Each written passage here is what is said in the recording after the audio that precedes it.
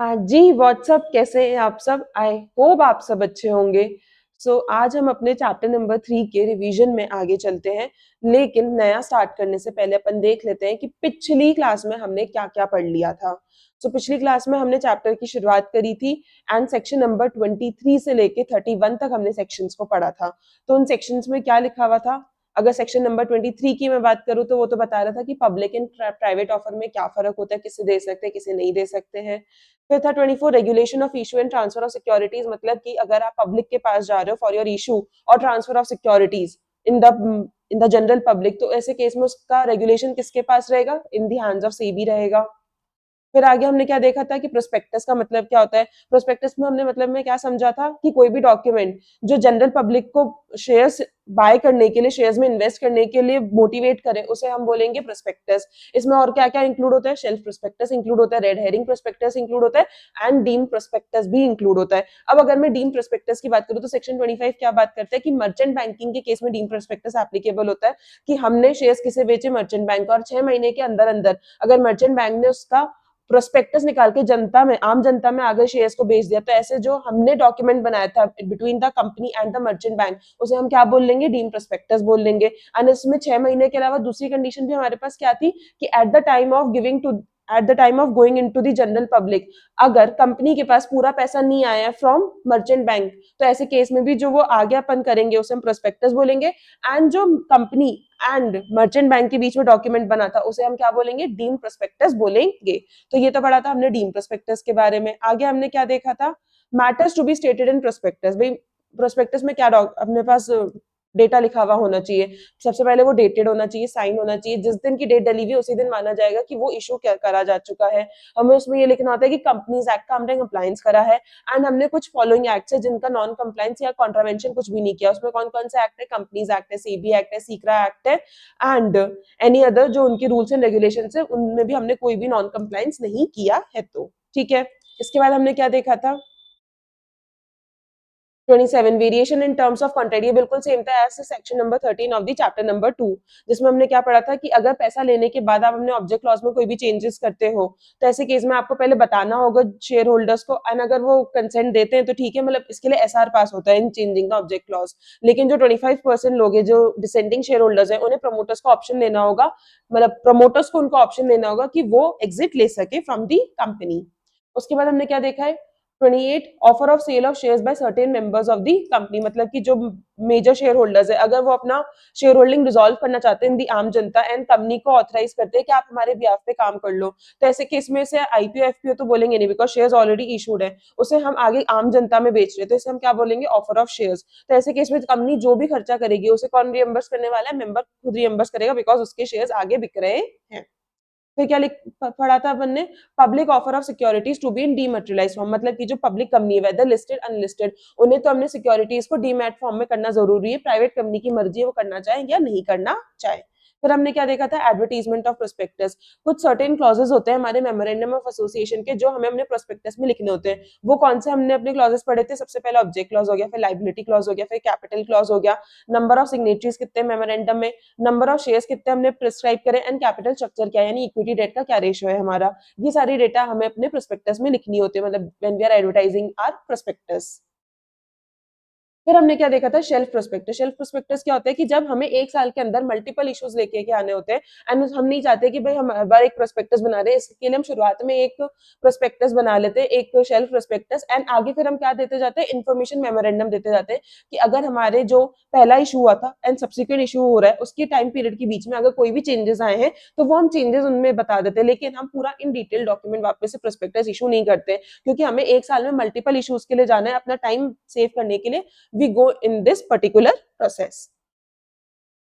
तो यहाँ तक हमने पूरे अपने सेक्शंस पढ़े थे। मैंने बहुत क्विक रिवीजन में आपको शॉर्ट फॉर्म में पूरा बता दिया कि हमने क्या-क्या पढ़ा था, ताकि आपको भी रिवाइज हो जाए कि अभी तक हम क्या-क्या देख चुके हैं। ठीक है? आप भी जब अपना खुद का रिवीजन करने बैठ रहे हो, तो इस तरह से थोड़ा डिटेल रिवीजन, फिर उसके बाद थोड़ा-सा शॉर्ट में रिवीजन करने लगे, क्योंकि section number 23 public private offer है, 24 इसके बारे में बात करें, 25 इसके बारे में। तो आप इस तरह से करते जाओगे तो आपको सेक्शन नंबर्स एंड उनका नेम एंड फिर अंदर का रिलेटिव रेलेवेंट कंटेंट सब कुछ याद हो जाएगा आराम से, कहीं प्रॉब्लम आने वाली नहीं है।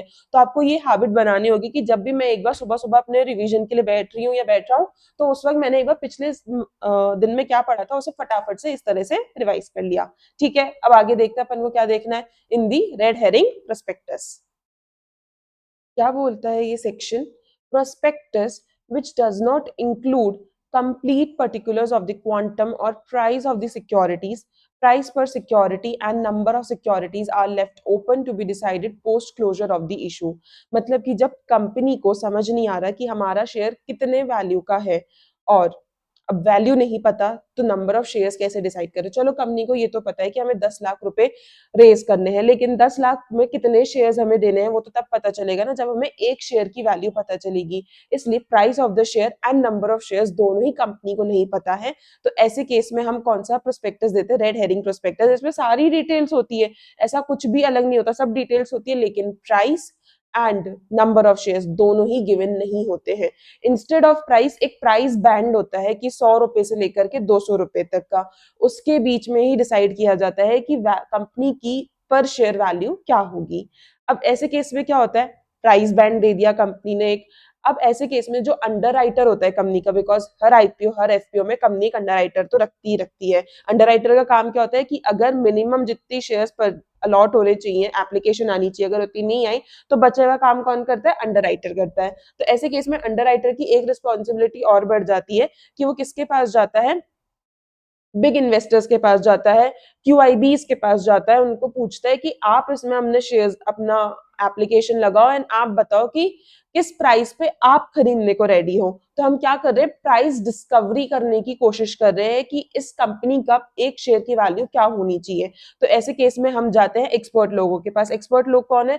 म्यूचुअल फंड मैनेजर्स हो गए, क्यूआईपी हो गए एंड इंस्टीट्यूशनल बायर्स हो गए। उन सबके पास जाते हैं कि आप एप्लीकेशन लगाइए एंड आप बताइए कि आप किस वैल्यू पे खरीदने के लिए तैयार हैं। तो ऐसे करके हमारे पास क्या आया? बिड्स आ गई इतने सारे बड़े बड़े मैनेजर्स से, म्यूचुअल फंड मैनेजर्स से, क्यूआईबी से, एंड फिर हम उसमें देखते हैं कि मेजॉरिटी लोग किस वैल्यू पे खरीदने के लिए रेडी हैं। उस वैल्यू को हम प्राइस पर सिक्योरिटी बना देते हैं कि ठीक है हमारे कंपनी की शेयर की वैल्यू ये है। अब ये जो अपना ओपन रहता है कि बड़े जो इन्वेस्टर्स है वो अप्लाई कर सके, तो साथ ही साथ ये जो छोटे आम जनता होती है उनके लिए भी ओपन हो जाता है, वो भी इसमें अपनी एप्लीकेशन दे सकते हैं।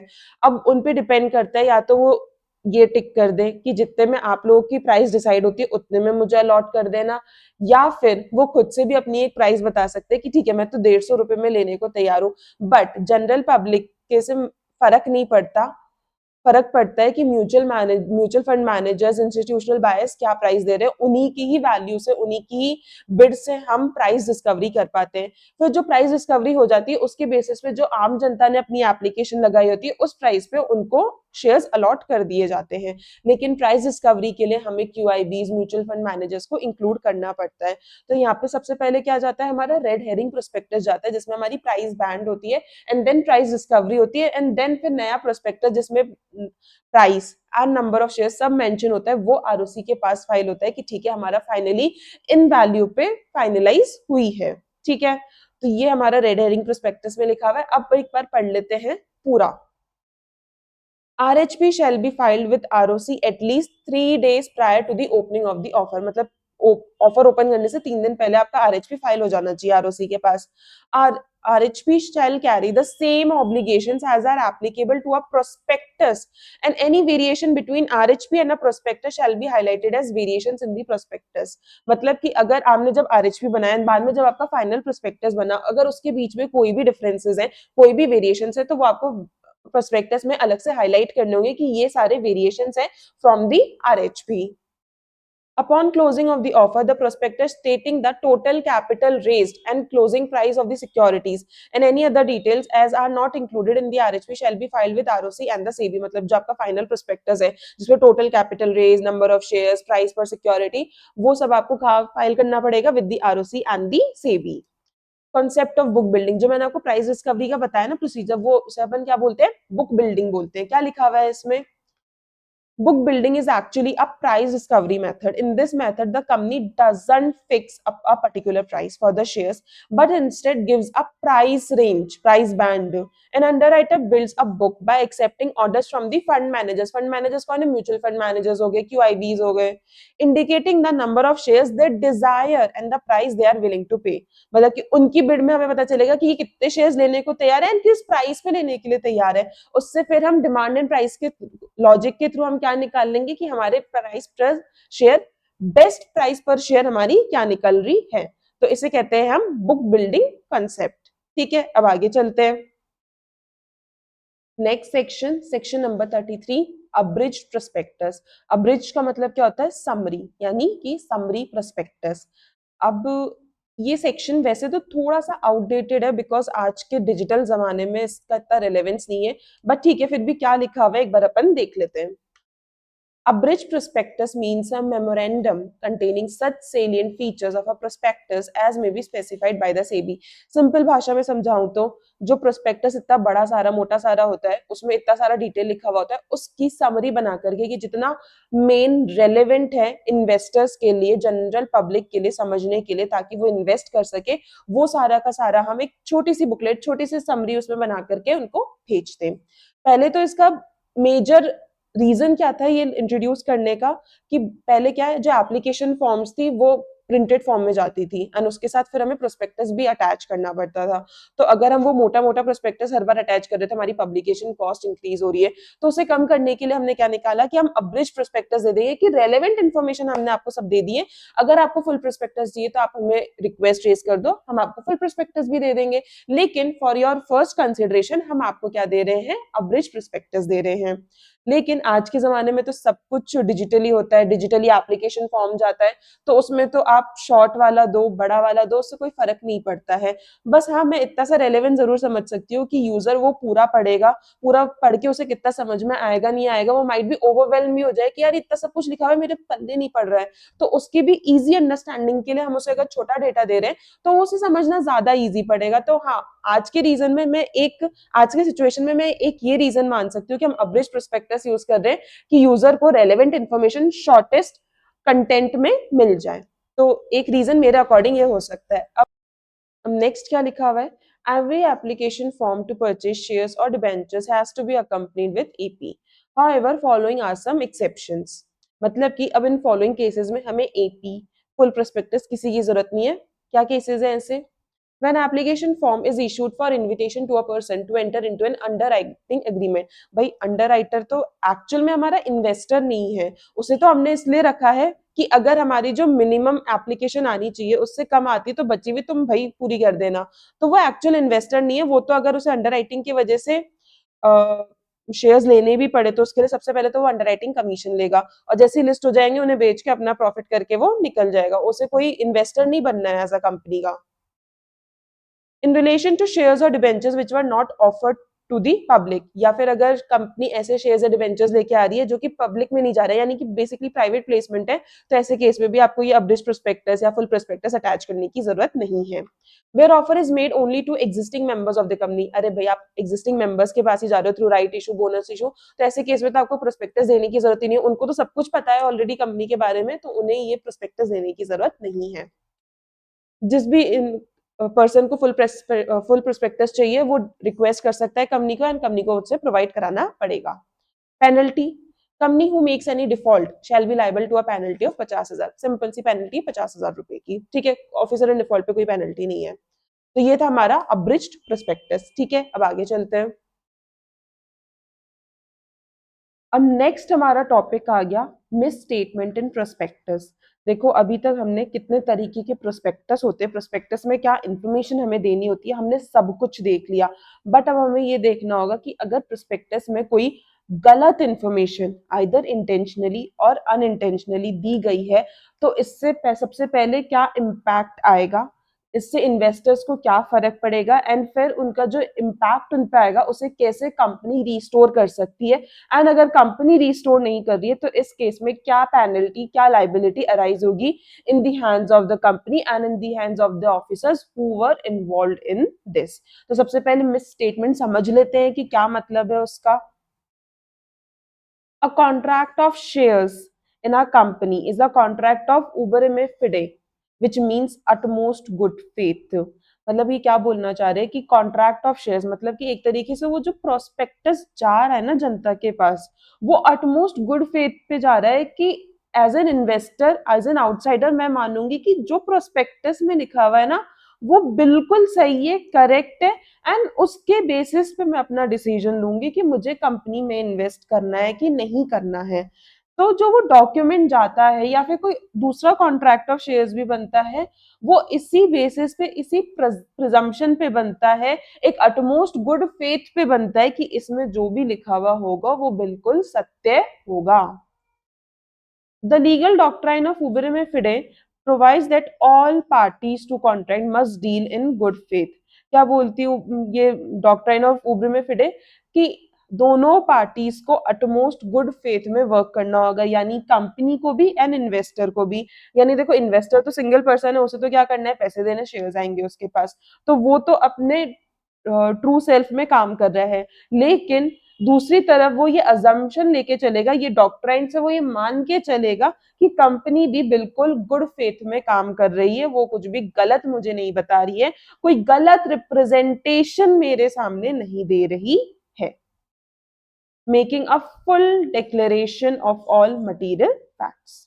Hence, a prospectus must make all statements with scrupulous accuracy, extremely careful. मतलब बिल्कुल आपको केयरफुली हर पॉइंट को, हर डिटेल को लिखना होता है इन दी प्रोस्पेक्टस कि भाई वो सब कुछ सही है ना, 4 बार चेक करने के बाद लिखो उसमें। And not state facts which are not strictly correct. Neither any information which the law requires to be disclosed to the public be concealed or omitted to be stated. मतलब कि ऐसे भी नहीं होना चाहिए कि जो इंफॉर्मेशन बतानी चाहिए थी आपको आम जनता को, वो या तो आपने छुपा दी या फिर आपने दिखाई ही नहीं। मतलब एक तो होता है कि इस तरह से कैमोफ्लेज करके दिखाई कि पता ही नहीं चला, या फिर हमने दी ही नहीं, हमने प्रोस्पेक्टस में से वो इंफॉर्मेशन ही उड़ा दी जो कि जरूरी थी as an outsider for me to make better decision for my investment. ठीक है, आगे क्या लिखा हुआ है, to be stated from the prospectus, nor should the information given be false and misleading. Note, misstatement is the act of stating anything that is false. मतलब बहुत simple सी बात है कि अगर आप कुछ भी ऐसा कह रहे हो जो कि सही नहीं है, नॉट ट्रू, तो उसे हम क्या बोलेंगे, मिसस्टेटमेंट बोलेंगे। या तो आपने बोला ही नहीं, आपने ओमिट कर लिया, या फिर आपने गलत बोला यानी आपने फॉल्स बोला, दोनों ही क्या कहे जाएंगे, मिस स्टेटमेंट कहे जाएंगे। If the prospectus contains a misleading or false statement or omits to disclose a material fact, या तो false information है या फिर information है ही नहीं, which amounts to misrepresentation, aggrieved shareholder has the remedies. The law allows the following remedies for the misrepresentation. अब misstatement, misrepresentation के case में एक आउटसाइडर के पास, एक आउटसाइडर इन्वेस्टर के पास क्या क्या रेमेडी है, क्या क्या वो उसके पास हेल्प रहेगी। अगेंस्ट द कंपनी क्या है, रेसिशन या फिर डैमेजेस। रेसिशन का मतलब क्या होता है कि वो खुद जो कॉन्ट्रैक्ट हुआ है of buying the shares, of investing in the shares of the company, उसे वॉइडेबल कर सकता है, यानी शुरुआत से खारिज कर सकता है। ये पावर किसको दी गई है, जो नया परचेजर एज एन आउटसाइडर उसे दी गई है, कंपनी को नहीं दी गई है। यानी कंपनी उस कॉन्ट्रैक्ट को वॉइडेबल नहीं बना सकती, लेकिन जो सब्सक्राइबर है, जो परचेजर है, वो अपने ऑप्शन पर उसे क्या बना सकता है, वॉइडेबल बना सकता है। एंड फिर उन दोनों की सिचुएशन वापस से पहले वाले भी रिस्टोर हो जाएगी, तो जो कंपनी के पास पैसा है वो कंपनी को दोबारा से लौटाना पड़ेगा टू दी ओरिजिनल इन्वेस्टर। दूसरा डैमेजेस, भाई जो भी उसे नुकसान वगैरह हुआ है वो डैमेजेस की भरपाई कौन करके दे, कंपनी करके दे। Against the person authorise to issue prospectus, अब जितने भी लोग इस प्रोस्पेक्टस के काम में इन्वॉल्व थे उन सबको पकड़ा जाएगा। कौन कौन इसमें इन्वॉल्व होता है, एक तो वो एक्सपर्ट इन्वॉल्व होता है, CA, CS, CMA इन्वॉल्व होते हैं, डायरेक्टर्स इन्वॉल्व होते हैं, सब्सक्राइबर्स टू मेमोरेंडम इन्वॉल्व होते हैं। उन सबके खिलाफ क्या किया जाएगा, सबसे पहले तो डैमेजेस फॉर डिसीट। डिसीट का मतलब क्या होता है, धोखा देना। जो ये धोखे की वजह से मुझे नुकसान हुआ है ना एज एन आउटसाइडर, उसकी भरपाई मैं इन लोगों से ले सकती हूँ जितने भी लोग इन्वॉल्व थे प्रोस्पेक्टस में। क्रिमिनल लाइबिलिटी, अब क्रिमिनल लाइबिलिटी से आप, अगर मैं आपको छोटे शब्द में समझाऊं तो किसी को जेल तक पहुंचा देना या फिर उस पर एक high amount of penalty impose करना, या दोनों कर देना, मतलब जेल में भी तू जाएगा और हाई अमाउंट ऑफ पेनल्टी भी लगेगी, उसे हम क्या किस में लेके जाएंगे, क्रिमिनल लाइबिलिटी में। इसमें बेसिकली हमारा कौन सा सेक्शन आने वाला है वापस से, 447। ठीक है, फिर क्या लिखा हुआ है, against the company and others, उसमें क्या आ जाएगी, सिविल लाइबिलिटी। सिविल लाइबिलिटी में सिर्फ पेनल्टी गिवन होती है कि आपका इतना लॉस हुआ है तो इतना आपको पेनल्टी सामने वाली पार्टी पे लगेगी, इसका इतना लॉस हुआ है तो सामने वाली पार्टी पे इतनी पेनल्टी लगेगी। इस तरह से सिविल लाइबिलिटी सिर्फ पेनल्टी कॉम्पेंसेशन की बात करते हैं, लेकिन जेल के प्रावधान सिर्फ क्रिमिनल लाइबिलिटी में, not in the civil liability. ठीक है,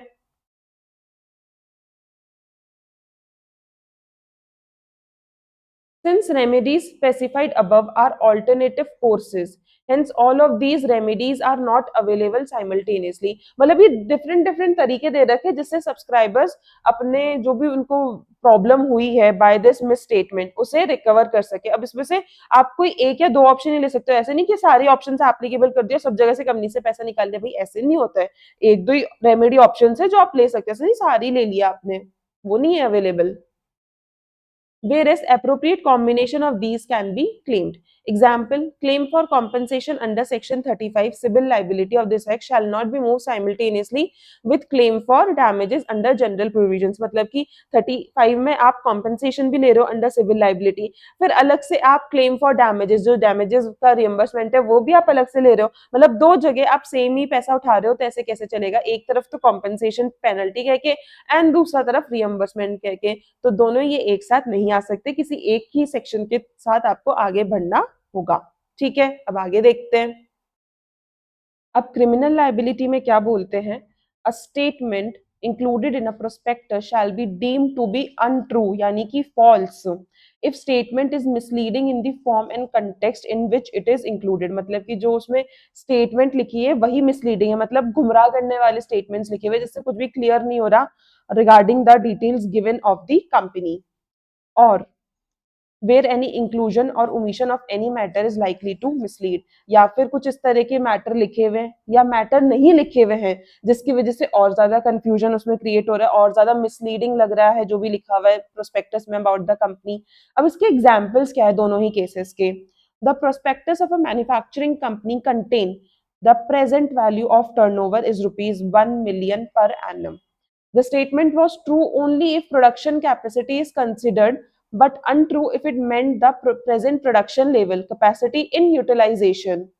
It was held that such a statement, which director knew, may bear multiple meaning out of which un, of which any can be false to their knowledge, considered to be furnishing of misleading statement। मतलब आप देखोगे कितना confusing statement उन्होंने दिया है, उन्होंने बोला present value of turnover is 1 million per annum, लेकिन वो प्लांट की टोटल कैपेसिटी है, मतलब कि जो कैपेसिटी अभी तक उन्होंने यूटिलाइज करना शुरू भी नहीं किया है उस प्लांट की कैपेसिटी को भी इन्होंने इंक्लूड करके हमने टर्नओवर की वैल्यू निकाली है कि भाई देखो हमारा तो कितना टर्नओवर है, प्रेजेंट वैल्यू हमारे टर्नओवर की कितनी ज्यादा है, लेकिन ये तो प्लांट कैपेसिटी वो वाली है जो कि करंट पोजीशन में आप यूज नहीं कर रहे हो। अगर हम यूटिलाइज्ड प्रोडक्शन कैपेसिटी निकालेंगे वो तो कम है, जो हमने टोटल के बेसिस पे 1 million निकाला है, तो यानी कि आपकी जो प्रेजेंट वैल्यू ऑफ टर्नओवर है वो भी कम हो जाएगी। तो आपने एक किस तरह से, और हाँ इससे एक दूसरा आप ऑप्शन क्या निकाल सकते हो, उन्होंने बोला है प्रेजेंट वैल्यू ऑफ टर्नओवर का, इसका मतलब ये तो नहीं है कि जो इनका प्रेजेंट टर्नओवर है यानी जो इन्होंने जस्ट पिछले ईयर में क्लॉक किया है टर्नओवर उसकी बात तो नहीं कर रहे हैं। तो there are multiple meaning which can be derive from a single statement, तो किसी को भी क्लियर नहीं हो रहा कि एक्चुअली में बोला क्या जा रहा है, इसको किस तरह से समझा जाए, तो ये स्टेटमेंट हमारे लिए क्या बन गया, एक तरह का मिसलीडिंग स्टेटमेंट बन गया in the form and context of the prospectus. ठीक है, फिर नेक्स्ट के लिए हमें क्या लिख रखा है, it was stated in the prospectus the directors and their friends have subscribed a large portion of the capital and they now offer to the public the remaining shares, whereas in actually each of the director has subscribed only 10 shares, it was held that such a statement is misleading one। मतलब कितनी अजीब सी बात है ये, prospectus में लिख रखा है मेजॉरिटी किसके पास है, डायरेक्टर्स एंड फ्रेंड्स के पास है, लेकिन एक्चुअल में हमने देखा तो हर डायरेक्टर फ्रेंड के पास कितना, बस 10 शेयर्स ईच है, बाकी सब किसके पास जाएंगे, जनता के पास, लेकिन जनता को तो ऑलरेडी उन्होंने एक तरीके से बेवकूफ बना दिया कि हम जो मेजॉरिटी शेयर्स है वो तो डायरेक्टर्स एंड फ्रेंड्स के पास है, बाकी बचे कुछ जो शेयर्स है वो हम आम जनता में लेके जा रहे हैं। तो ये भी कैसा स्टेटमेंट हो गया, एक फॉल्स स्टेटमेंट हो गया, मिसलीडिंग स्टेटमेंट हो गया। दूसरा, in the prospectus it is stated that the company had regularly paid dividends. In actual, company has been incurring substantial losses during all those years. Company used to write back some of the past provisions to the credit of the P&L. It was held that prospectus did not disclose the true picture of the company. तो अब ये क्या बोलना चाह रहे हैं कि company ने क्या लिखा है कि हम तो हर साल डिविडेंड देते हैं, लेकिन एक्चुअल में कंपनी को बहुत ज्यादा लॉसेस हो रहे हैं, लेकिन मैम बुक्स में तो नहीं दिख रहे, क्योंकि बुक्स में इसलिए नहीं दिख रहे बिकॉज इनके कुछ पास्ट प्रोविजंस है जिनको वो राइट बैक कर रहे हैं। अब राइट बैक करने से क्या होगा, अगर हम लाइबिलिटी को ले जाकर के पीएनएल में डालेंगे तो ऐसे केस में पीएनएल का क्रेडिट साइड हिट होगा, एंड जैसे ही क्रेडिट साइड हिट होगा यानी इनकम वाला साइड हिट हो गया तो वो ऊपर चला गया, डेबिट वाला नीचे आ गया, तो हमें प्रॉफिट दिखने लग गया। लेकिन असल में क्या ये कैश प्रॉफिट है जिससे हम अपना डिविडेंड दे सके? The answer is no. तो हमने सिर्फ बुक्स में प्रॉफिट दिखा है, एक्चुअल में हमें कोई भी प्रॉफिट नहीं हुआ है एंड हमने कोई डिविडेंड भी नहीं दिया है। तो ये भी एक क्या हो गया, मिसलीडिंग स्टेटमेंट हो गया, एक फॉल्स स्टेटमेंट हो गया। ठीक है, तो ये तो थे दोनों cases regarding the explanation of a criminal liability. When can it arise? When you are giving a misleading statement in the form and context. And दूसरा क्या हो गया कि आपके स्टेटमेंट का इंक्लूजन एंड ओमिशन दोनों ही क्या लीड कर रहा है to the mislead, to having a misleading decision. अब क्या लिखा हुआ है next, who shall be held liable? Every person who authorises the issue of such prospectus. जिस भी पर्सन ने ऑथराइज किया होगा, एक्सपर्ट हो गया, सीए सीएमए हो गया, डायरेक्टर हो गए, सब्सक्राइबर्स टू मेमोरेंडम हो गए, वो सब इसमें अंदर लाइबल होंगे। एंड ये तो क्रिमिनल लाइबिलिटी है तो इसमें जेल के प्रावधान भी आ जाएंगे। Liability for an offence under this section, punishment under section 447। Exception, instances when a person shall not be held guilty. कौन से केसेस है जिसमें हम किसी एक पर्टिकुलर पर्सन को गिल्टी नहीं मानेंगे? If he proves that such misstatement or omission was immaterial, मतलब कि कोई misstatement है, omission है, बट वो ऐसा नहीं है कि बहुत कुछ ज्यादा मटीरियल आपको इम्पैक्ट करो, बहुत ही इमटीरियल्स है, ज्यादा कंपनी के लिए तो ऐसे है जो उनकी वो मटीरियलिटी लेवल है ना उससे बहुत नीचे है, तो ऐसे केस में उसे क्या ही हम जेल भेजेंगे, क्या ही इस पे हम क्रिमिनल लाइबिलिटी लगाएंगे, जितनी लाइबिलिटी निकल के आएगी उतने में तो ठीक है हम दूसरा काम ही देख लेंगे, तो उस केस में हम नहीं लगाते हैं। He had reasonable grounds to believe that statement was true or inclusion or omission was necessary। मतलब कि एक तो हो सकता है उसके हिसाब से स्टेटमेंट सही था जब उसने ना स्टेटमेंट दिया, मतलब उसकी नॉलेज में आप उसने उस दिन भी कहा था कि true to my best knowledge है, एंड आज भी वो कह रहा है कि true to my best knowledge है, तो ऐसे केस में हम नहीं कर सकते। और दूसरा, अगर वो रीजंस देता है कि क्यों इस तरह का हमने ओमिशन किया है, क्यों हमने ये इंक्लूजन करा है, एंड बाद में अगर जो भी इस पूरे केस को देख रहे हैं उन्हें लगता है कि यार ठीक है इसने जो रीजन दिए वो भी सही है, मतलब फॉर अ वैलिड रीजन ये ओमिशन और इंक्लूजन किया गया है, तो उस केस में भी हम क्रिमिनल लाइबिलिटी नहीं लगाएंगे। ठीक है, आगे चलते हैं हम।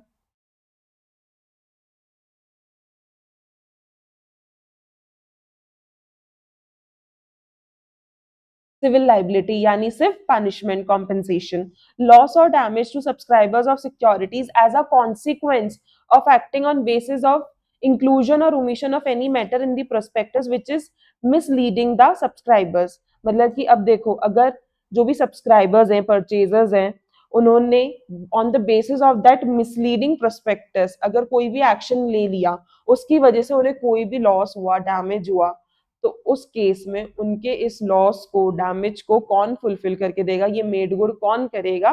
कंपनी करेगी। एंड कंपनी पे क्या लगाई जाएगी? 35 की civil liability to compensate the subscribers and reimburse their amounts. Who shall be held liable? Company, and every person who is director at the time of issue of prospectus authorized himself to be named in prospectus as director। मतलब कि जितने भी directors हैं उन सबके, वैसे directors के नाम प्रोस्पेक्टस में होते हैं, लेकिन अगर कोई एक अलग से इंसान और है, मतलब मैंने कोई केस नहीं देखा ऐसा, but just an example I am telling you कि अगर कोई ऐसा इंसान है जो डेली फंक्शंस में तो नहीं है डायरेक्टर कंपनी का, लेकिन प्रोस्पेक्टस में उसका नाम अगर एज एन डायरेक्टर लिखा हुआ है तो वो भी फंस जाएगा। मतलब कुछ खाया पिया तो नहीं, लेकिन प्रोस्पेक्टस में नाम होने की वजह से उस पे लाइबिलिटी और आ गई। Or has agreed to become such director either immediately or after an interval of time. promoter, authorize the issue, who authorize the issue of prospectus, expert statement, CA, CS, CMA, and an expert refer to in section 26. जो मैं आपके expert की बात करी थी वो यहाँ पे इन्होंने मेंशन कर दिया. तो ये सब आपके लाइबल होंगे अंडर सेक्शन 35. यही सेम लोग हमारे 34 में भी रहते, कोई उसमें डिफरेंस नहीं है, सेम ही है. Liability for an offense, a person found guilty under section 35. In addition to any punishment under section 36, a company and every other person shall also be liable to pay compensation to every person who has sustained loss or damage. मतलब जो उन पे 36 की punishment लगेगी, penalty, punishment, वो सब तो अलग से है ही, लेकिन पहले जिनका नुकसान हुआ है उनको reimburse कर, उनको compensate कर, फिर आगे अपन 36 में तेरे punishment की बात करेंगे. ये simple सी बात लिखी हुई है. Next, instances when a person shall not be held guilty under section 35 of this act if he proves. अब देखो यहाँ पे भी क्या आ गया कि कुछ ऐसे केसेस होंगे, कुछ ऐसे पर्सन होंगे जिन पे 35 की लाइबिलिटी नहीं लगाई जाएगी. कौन से हैं? If they prove he withdrew his consent to be a director of the company and prospectus issued without his consent and authority. मतलब कि उसने डायरेक्टरशिप से अपनी कंसेंट विड्रॉ कर ली थी एंड जो प्रोस्पेक्टस भी इशूड हुआ है वो उसकी कंसेंट, उसकी रजामंदी के बिना हुआ है, उसने कोई ऑथराइजेशन नहीं दिया था from his hand to issue this prospectus. मतलब दो पॉइंट हो गए, एक तो से डायरेक्टरशिप से अपनी कंसेंट विड्रॉ कर ली जो अपन DIR 12 में देते हैं, एंड दूसरा उसने क्या किया, उसने अपने कंसेंट या अपनी अथॉरिटी नहीं दी थी फॉर इशूइंग दिस प्रोस्पेक्टस. तो ऐसे इंसान पे हम 35 की लाइबिलिटी नहीं लगा सकते. He has given a reasonable public notice to effect that prospectus was issued without his knowledge and consent. या फिर उसने पब्लिक नोटिस दे दिया रिगार्डिंग कि ये जो प्रोस्पेक्टस गया है वो इसकी नॉलेज, इसकी कंसेंट, इसकी अथॉरिटी के बिना गया है. तो उसे हम सेफगार्ड कर देंगे कि भाई प्रॉब्लम तो बाद में क्रिएट हुई ना, बाद में हमें 35, 34 में लाइबिलिटी अराइज हो रही है, लेकिन उसने जब इशू हो रहा था तभी बोल दिया भाई मैं इसमें जिम्मेदार नहीं हूँ, यानी कि उसने तो लाइबिलिटी अराइज होने से पहले ही खुद को बाहर कर लिया. तो ऐसे इंसान को भी हमें 35 की लाइबिलिटी से प्रोटेक्शन देना होगा. He made the statement on the authority of an expert whom he believed to be competent and that the expert had given his consent and had not withdrawn it. मतलब कि किसी director ने expert की बात पर भरोसा करके अपनी कंसेंट दे दी. उसे लग रहा था एक्सपर्ट कॉम्पिटेंट है, उसने अपनी कंसेंट दिया, कंसेंट को विड्रॉ भी नहीं किया, यानी कि सब कुछ एकदम सही है. तो उसके बेसिस पर उसने कंसेंट दे दी कि ठीक है इस प्रोस्पेक्टस को इशू कर दो. तो ऐसे इंसान को भी प्रोटेक्शन देनी होगी बिकॉज उसने तो भरोसा किया है एक्सपर्ट पे. अब वो एक्सपर्ट ने काम नहीं किया तो ऐसे केस में तो भाई हम जिसने भरोसा किया उस पे लाइबिलिटी कैसे लगा सकते हैं? एक्सपर्ट पे लाइबिलिटी लगाएंगे. He had reasonable ground for believing the statement to be true. या फिर वो इस तरह के रीजंस आपको दे देता है, इस तरह से प्रूव कर देता है कि at that point of issuing of the prospectus उसके हिसाब से स्टेटमेंट बिल्कुल सही था. अगर वो उसे प्रूव कर पा रहा है तो ऐसे इंसान को भी हमें लाइबिलिटी से बाहर करना होगा. The statement was a correct copy of some extract from an official document. अब लास्ट पॉइंट क्या बोल रहा है कि जिस स्टेटमेंट की वजह से ये 34, 35 रिसेशन डैमेजेस ये सब लाइबिलिटीज अराइज हो रही है वो स्टेटमेंट किसी ऑफिशियल डॉक्यूमेंट का कॉपी एक्सट्रैक्ट था. मतलब कि खुद के मन से कुछ नहीं बनाया है, किसी ऑफिशियल डॉक्यूमेंट का एक्सट्रैक्ट था. तो भाई जब ऑफिशियल डॉक्यूमेंट में ही गलत है तो ये जो बेचारे डायरेक्टर्स हैं, एक्सपर्ट्स हैं, इन्हें क्यों पकड़ा जा रहा है? इन्होंने तो ऑफिशियल डॉक्यूमेंट से लिया है ना. तो ऐसे केस में हम उन लोगों पर लाइबिलिटी अराइज नहीं कर सकते हैं. तो कितने लोग इससे बाहर हुए हैं? 5 लोग इससे बाहर हुए. सबसे पहला तो उसने अपनी डायरेक्टरशिप से कंसेंट को विड्रॉ कर लिया.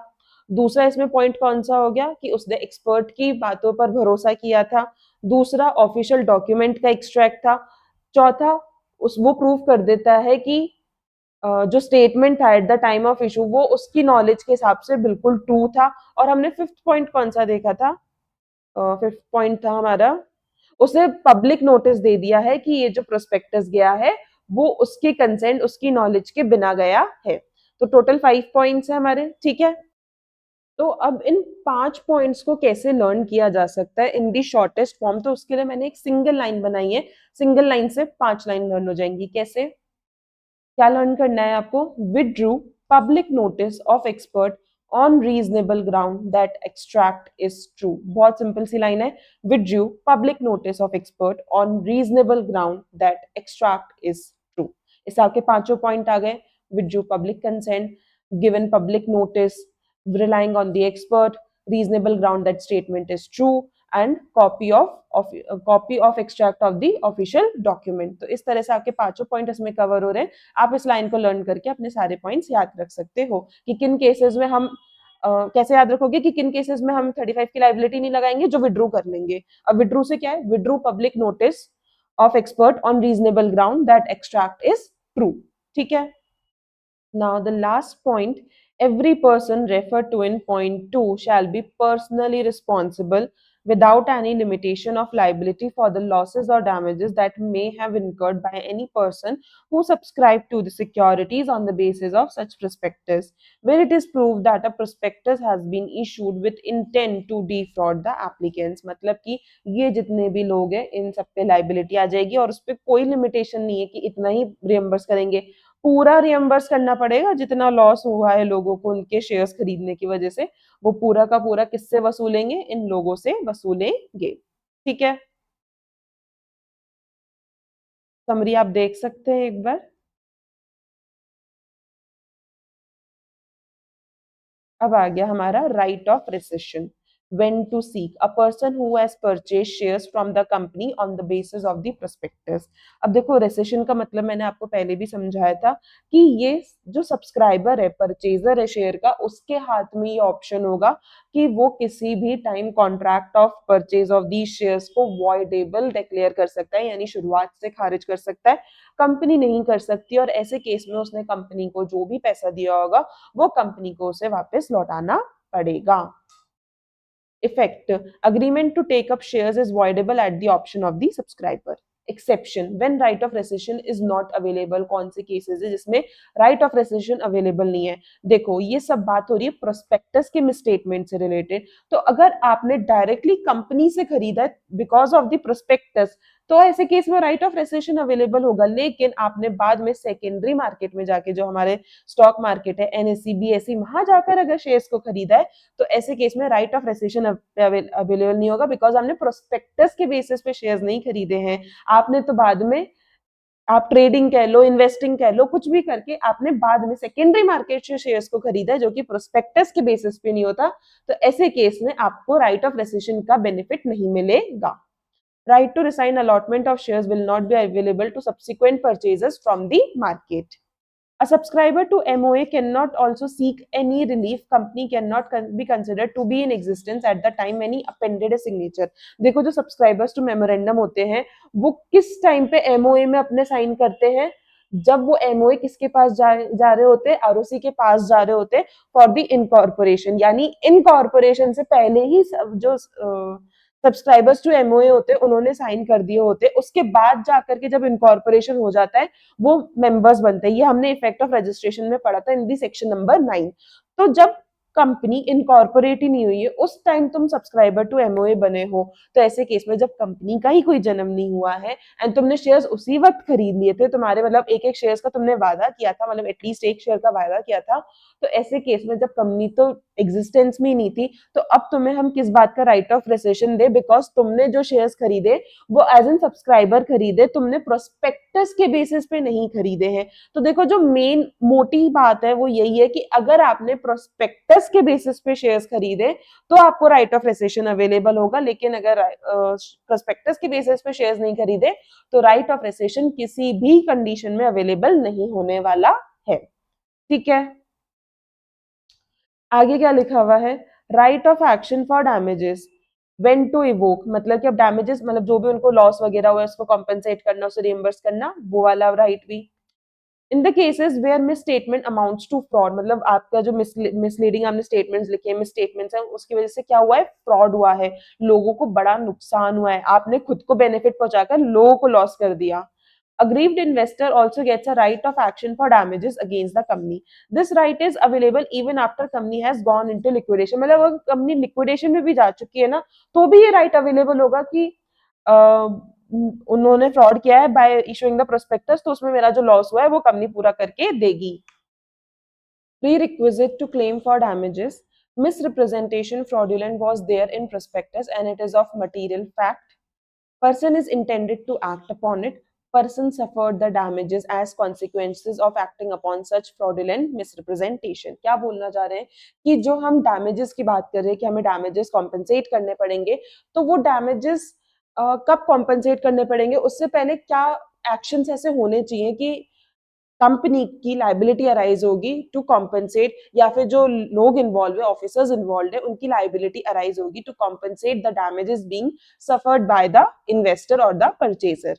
तो सबसे पहले तो कि मिसरिप्रेजेंटेशन प्रोस्पेक्टस में होना चाहिए, उसके बेसिस पे पर्सन ने अपना एक्शन ले लिया एंड पर्सन को लॉस हो गया। यानी तीन चीजें, तीन कंडीशन फुलफिल होनी चाहिए, मिसरिप्रेजेंटेशन होना चाहिए प्रोस्पेक्टस में, पर्सन ने उसके बेसिस पे काम किया एंड पर्सन को क्या हुआ, लॉस हुआ। तो अगर ये तीन कंडीशन पूरी होंगी, ये तीन एक्शंस हो जाएंगे, तो उसके बेसिस पर डैमेजेस की लाइबिलिटी अराइज हो जाएगी over the company and the officers involved in it. ठीक है।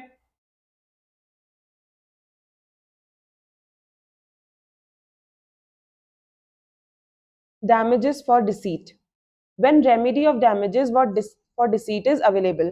मतलब कि अब deceit का मतलब क्या होता है, धोखा देना। तो ये कहीं ना कहीं थोड़ा सा सिमिलर सा आपको लगेगा damages एंड deceit damages से, बट deceit damages क्या है कि धोखा ही दिया है आपने, मतलब गलत हमें बता करके या हमसे इंपॉर्टेंट इंफॉर्मेशन छुपा के आपने हमें धोखा दिया एंड धोखे की वजह से हमें क्या हुआ, लॉस हो गया। तो ऐसे केस में भी हम damages आपसे कॉम्पनसेशन की तरह लेंगे। Person responsible for issue of prospectus can also be held liable in an action for deceit.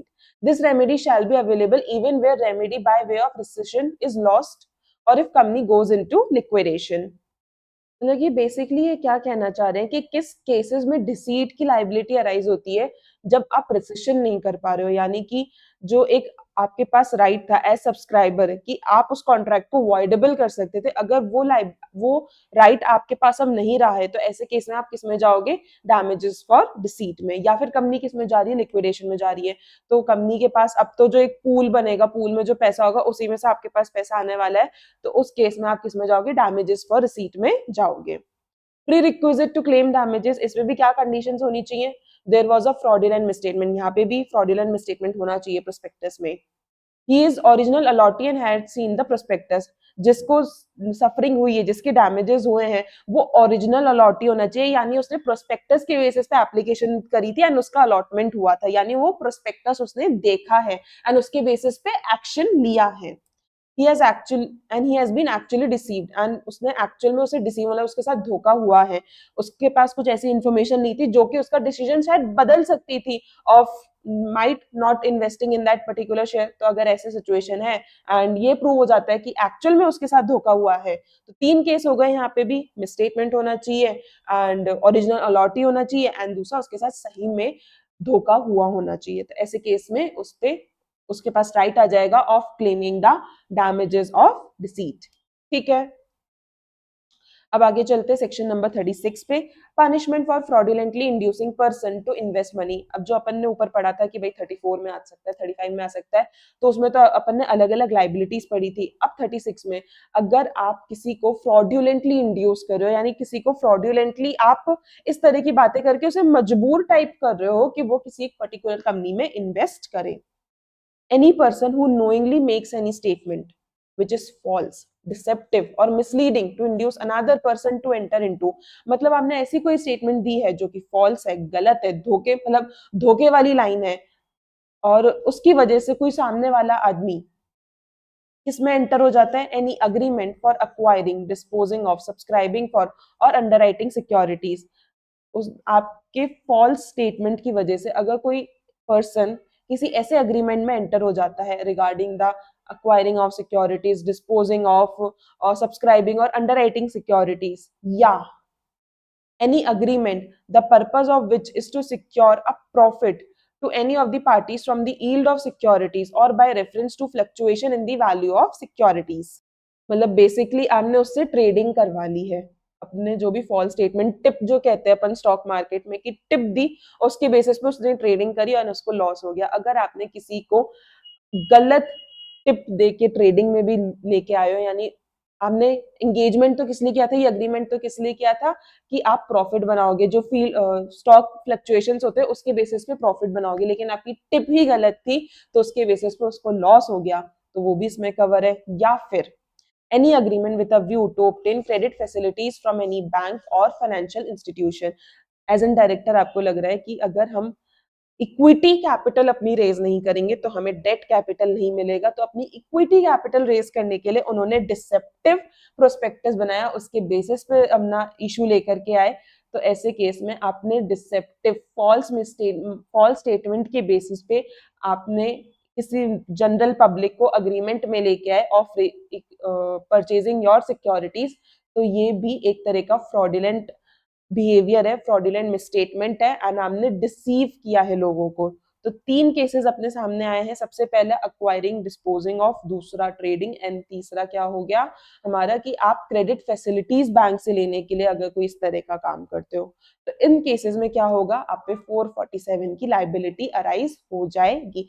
Simple सा है भाई, अगर आप स्टॉक मार्केट में कहीं भी कुछ भी गलती करोगे तो सीधे 447 की लाइबिलिटी आती है, यानी जेल के प्रावधान भी लग करके ही आते हैं। मेजॉरिटी केसेस में यही होता है, क्रिमिनल लाइबिलिटी या फिर 36 की भी जो एकदम हार्श लाइबिलिटी है इसी पर ही जाते हैं, because SEBI is a very, आप ऐसे कह सकते हो, एक सेंसिटिव पॉइंट है, इतने सारी जनरल पब्लिक इसमें इन्वॉल्व होती है कि इसमें तो बिल्कुल भी हम एक सॉफ्ट हैंड नहीं रख सकते ओवर द लिस्टेड कंपनीज, तो इसलिए यहाँ की जो पेनल्टीज है वो थोड़ी सी आपको हार्श मिलेंगी। अब नेक्स्ट सेक्शन है हमारा action by affected person. A suit may be filed or any other action may be taken under section 34 criminal liability, 35 civil liability and 36 penalty वाला, by any person, group of person or any association of person. मतलब जिसको problem हुई है, जिसने loss सफर किया है, वो suit यानी एक कोर्ट केस फाइल कर सकता है against the company under section either 34, 35 or 36 if affected by any misleading statement or the inclusion or omission of any matter।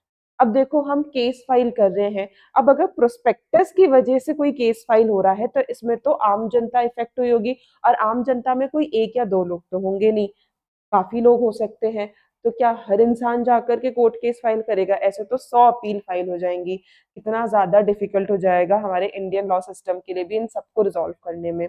And क्या सबकी अलग अलग पेशी लगेगी? पॉसिबल ही नहीं है। तो ऐसे केस में यहाँ पे अराइज होता है एक new concept which we call as class action. Class action वैसे हमारे फाइनल के सिलेबस का पार्ट है, जो हमारे एसपीओएम होता है सीए फाइनल लॉ का, उसके अंदर कवर होता है। लेकिन मैं आपको अगर क्लास एक्शन थोड़ा शॉर्ट में समझाऊं तो, कि अगर किसी एक पर्सन की वजह से पूरा गांव पीड़ित है, गांव में 100 लोग थे, 100 के 100 लोग पीड़ित है, तो क्या 100 लोग जाकर के अपील फाइल करेंगे? The answer is no.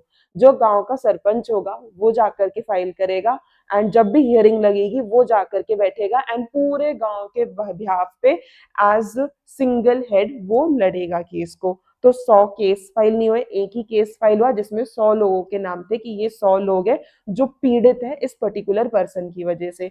तो सेम क्लास एक्शन होता है कि अगर लोगों का सेम प्रॉब्लम है, सेम उनके लिटिगेटिव प्रॉब्लम है, तो ऐसे केस में एक सूट फाइल किया जा सकता है जिसमें सारे लोगों का नाम हो जो सेम प्रॉब्लम से गुजर रहे हैं, एंड फिर सभी लोगों के बिहाफ पे जब भी पेशी लगेगी, जब भी हियरिंग होगी, एक person as representative of all those people, देखो लॉयर तो होगा लेकिन उन लोगों का भी तो एक रिप्रेजेंटेटिव होना चाहिए ना, तो उन लोगों के बिहाफ पे एक रिप्रेजेंटेटिव भी जाकर के हियरिंग में बैठ जाएगा। तो ये होता है हमारा क्लास एक्शन, जिसमें 100 अपील फाइल नहीं होती, एक होती है जिसमें 100 के 100 लोगों के नाम होते हैं। Class action suit is for a group of people filing a suit against a defendant who has caused common harm to the entire group. In the case of class action suit, class or group of people filing the case need not be present in the court and can be representative by one petitioner. The benefit of these type of suit is that if several people have been injured by one defendant, each of the injured person need not to file a case separately, but all the people can file one single case together against the defendant. ठीक है, next section पे चलते हैं। Now the next section is punishment for personation for acquisition of securities। क्या बोलना चाह रहे हैं ये कि because of any reason you are not allowed to deal in any shares or to trading, मतलब कि आप बेसिकली डीमैट अकाउंट ही आपका ब्लॉक कर दिया गया है by the SEBI, but still आप तो अपनी आदत से मानोगे नहीं, आपको ट्रेडिंग भी करनी है, आपको शेयर्स में इन्वेस्ट भी करना है, तो आपने फेक डीमैट बनाया एंड फेक डीमैट बना करके आपने शेयर्स परचेज करे। चलो दूसरा केस लेते हैं। आप एक अनयूजुअल हाइक क्रिएट करना चाह रहे हो किसी आईपीओ में, इसके लिए आप बल्क परचेजेस कर रहे हो। अब एक रिटेल इन्वेस्टर 2 लाख से ज्यादा का इन्वेस्टमेंट मतलब अप्लाई नहीं कर सकता इन दी आईपीओ, ये बेसिक रूल है, बेसिक रेगुलेशन लगा हुआ है। बट अगर आप उससे भी ऊपर जाना चाहते हो तो आप मल्टीपल डीमैट अकाउंट से जाओगे, तो हमने मल्टीपल फेक आईडीज बना के फेक डीमैट अकाउंट्स बनाए एंड देन फिर जो एप्लीकेशन किया। तो उसी से बचने के लिए एंड ये जो फेक आईडीज है इनको दूर रखने के लिए, ताकि जो एक्चुअल कस्टमर्स हैं, जो एक्चुअल इन्वेस्टर्स हैं, जो कंपनी में इन्वेस्ट करना चाहते हैं, उनके अलॉटमेंट लग सके। पता चले जो एक्चुअल है उनके तो नहीं लगे, लेकिन ये जो फेक वाले थे उनके अलॉटमेंट लग गए, तो ये तो और ज्यादा ही प्रॉब्लमैटिक सिचुएशन हो गई। तो लॉ में ये सेक्शन इसलिए इंट्रोड्यूस किया गया है ताकि उन फेक आईडीज को हटाया जा सके एंड ये इंश्योर करा जा सके कि हर एप्लीकेशन एक जेन्युइन इन्वेस्टर से आई है एंड उनका जो अलॉटमेंट होगा वो एक जेन्युइन इन्वेस्टर के पास ही जाने वाला है। तो क्या लिखा हुआ है इसमें? The purpose of this section is to prevent allotment of shares in fictitious names if a person make और अबेट्स। अबेट्स का मतलब क्या होता है? हेल्प करना। मैं काम कर रही हूँ, वो तो मेक हो गया, लेकिन मेरी दोस्त वो काम कर रही है और मैं उसकी मदद कर रही हूँ, तो वो हो गया अबेट। मतलब जो कर रहा है उसको भी पकड़ेंगे, जो मदद कर रहा है उसको भी पकड़ेंगे। Making of any application in a fictitious name to a company for acquiring or subscribing of its securities, or make or abate the making of multiple application in different names or different combination of his name or surname for acquiring or subscribing of its securities, or otherwise induces a company to allot or register any transfer of any securities to him or to any other fictitious person। मतलब कि आप company को induce कर रहे हो, मजबूर कर रहे हो to transfer the securities to any other person. मतलब बेसिकली अगर मैं लेंडर हूँ कंपनी की, मैंने बहुत लोन दे रखा है, तो मैं उन्हें आराम से इंड्यूस कर सकती हूँ to do the work as as I am saying to them. तो अगर आप इस तरह से इंड्यूस करके ट्रांसफर करवा रहे हो सिक्योरिटीज को, तो इन दैट केस ऑल्सो आप पे कौन सी लाइबिलिटी अराइज हो जाएगी? अंडर सेक्शन 447 पे आप पे पनिशमेंट आ जाएगा। तो 3 केसेस थे। अगर आप फिक्टिशियस नेम से सिक्योरिटीज बाय कर रहे हो, मल्टीपल फिक्टिशियस नेम्स बना के सिक्योरिटीज परचेज कर रहे हो, या फिर कंपनी को इंड्यूस कर रहे हो ट्रांसफर करने के securities to any other person और टू हिमसेल्फ। ठीक है, तो इस केस में कौन सी लाइबिलिटी आएगी? 447 की। आगे क्या लिखा हुआ है? These provision shall be prominently reproduce in every prospectus, यानी कि ये प्रोस्पेक्टस में लाइन लिखी हुई होनी चाहिए कि अगर इस तरह के फिक्टिशियस नेम वाले काम किए तो आप पे 447 की लाइबिलिटी अराइज हो जाएगी। where a person has been convicted under this section, court में ऑर्डर डिस्गॉर्जमेंट। डिस्गॉर्जमेंट का मतलब क्या होता है कि जो भी आपको गेन हुआ है by doing all this process, कि आपने फिक्टिशियस नेम में शेयर्स को परचेज किया है, तो इससे आपको जो भी गेन हुआ है वो आपसे ले लिया जाएगा, वो आपके पास नहीं रहने दिया जाएगा। प्लस आपके पास जो सिक्योरिटीज है वो भी आपसे जब्त कर ली जाएगी और उनको मार्केट में बेच दिया जाएगा।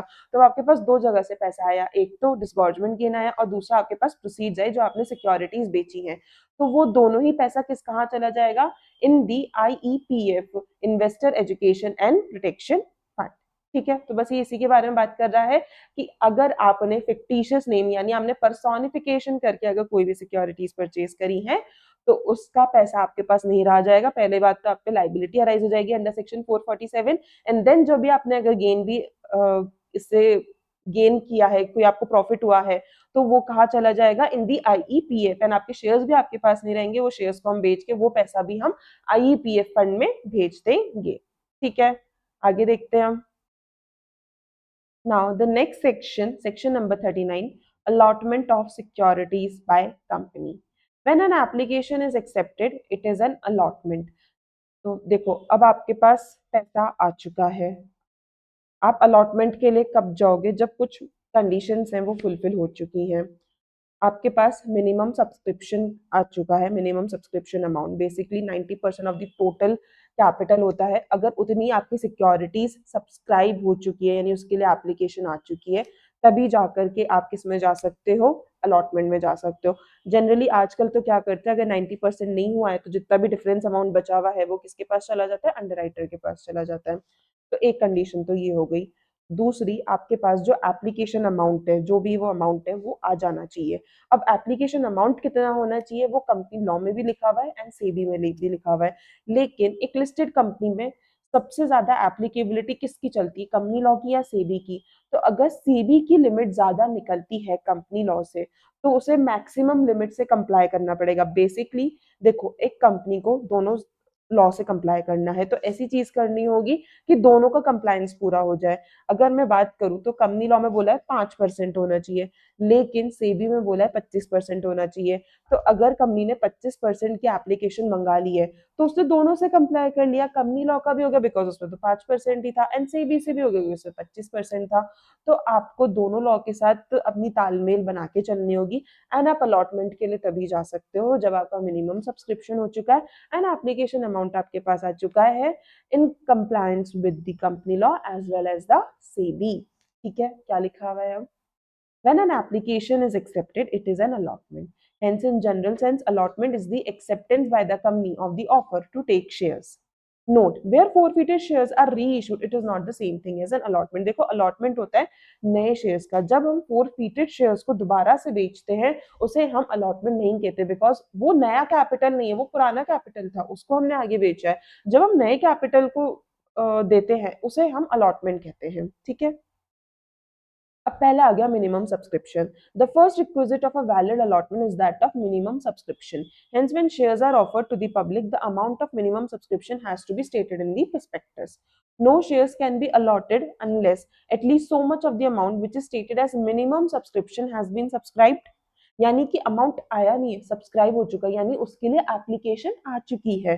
पैसा तो जितना एप्लीकेशन अमाउंट होगा वही आएगा अभी, या फिर पूरा अगर आपने करना कहता है पूरा आ जाएगा, लेकिन सब्सक्राइब आपका उतना हो चुका होना चाहिए, यानी उतनी एप्लीकेशंस आपके पास होनी चाहिए। And the sums payable on application for the amounts so stated have been paid to and received by the company from the investors at the time of making application। मतलब कि जो आपने एप्लीकेशन अमाउंट है वो आपके पास आ चुका है। Note, as per the SEBI regulation the minimum subscription is 90%। SEBI ने कितना बोला है? 90% का आपका सब्सक्रिप्शन अमाउंट होना चाहिए, उससे कम होगा तो जनरली कंपनी किसको रखती है? अंडरराइटर को रखती है। An application for shares if not accompanied by payment does not constitute a valid offer। मतलब कि जब तक हम इन्वेस्टर की तरफ से वो वैलिड ऑफर माना ही नहीं जाएगा जब तक उसने एप्लीकेशन अमाउंट नहीं दिया। भाई ये तो क्या मजाक हो गया, उसने बोल दिया कि मैं तो 100 शेयर्स खरीदूंगा 100 रुपए वाले, लेकिन अब हमें ये भी तो देखना पड़ेगा उसके पास 10 रुपए 10,000 रुपए है या नहीं है। तो जब तक वो एप्लीकेशन अमाउंट नहीं देगा हम शेयर्स अलॉटमेंट उसको करने वाले नहीं है। Quantum of amount payable on application. The amount payable on application shall not be less than 5%। अब कंपनी लॉ में कितना बोला है? 5%। लेकिन अगर कोई अदर अमाउंट जो सेबी ने बताया उसको भी फॉलो कर लेंगे। Note, as per SEBI regulation minimum sum payable on application per specified security shall be at least 25% of the issue price. In case of OFS, OFS क्या होता है? ऑफर फॉर सेल, यानी मेंबर्स के जो बल्क शेयर्स है उसे company को authorise करके हम आम जनता में बिकवा रहे हैं, यानी कि नया कैपिटल नहीं है, पुराना कैपिटल ही है जा रहा है। लेकिन इस केस में भी हमें मिनिमम क्या सॉरी एप्लीकेशन अमाउंट देखना पड़ेगा, लेकिन इसमें कितना है? फुल। ये सेबी की गाइडलाइंस है, मैं आपको अपने मन से कुछ नहीं बता रही हूँ। कंपनी लॉ ने एक बोली है 5% किसी भी केस में, फ्रेश इशू है ओएफएस है सब के केस में 5%, लेकिन सेबी ने फ्रेश केस में क्या बोला है? 25% का। एंड जो ओएफएस है ऑफर फॉर सेल है उसमें कितना बोला है? 100%। Full issue price for each specified security shall be payable at the time of application. ठीक है, बिकॉज भाई वो जो इन्वेस्टर्स है जिन्होंने अपने शेयर्स को बेच रहे हैं वो उनको एक बार में पैसा चाहिए। वो ऐसे नहीं कि अभी 5 रुपए आ रहे फिर बाद में 5 रुपए आ रहे फिर 2 रुपए आ रहे फिर 4 रुपए आ रहे, उनको नहीं चाहिए ऐसे कॉल में पैसा। उनको पूरा पैसा एक साथ चाहिए ताकि वो अपना एग्जिट ले सके। तो ओएफएस के केस में पूरा पैसा आना चाहिए एंड बाकी फ्रेश इशू के केस में 25% मिनिमम।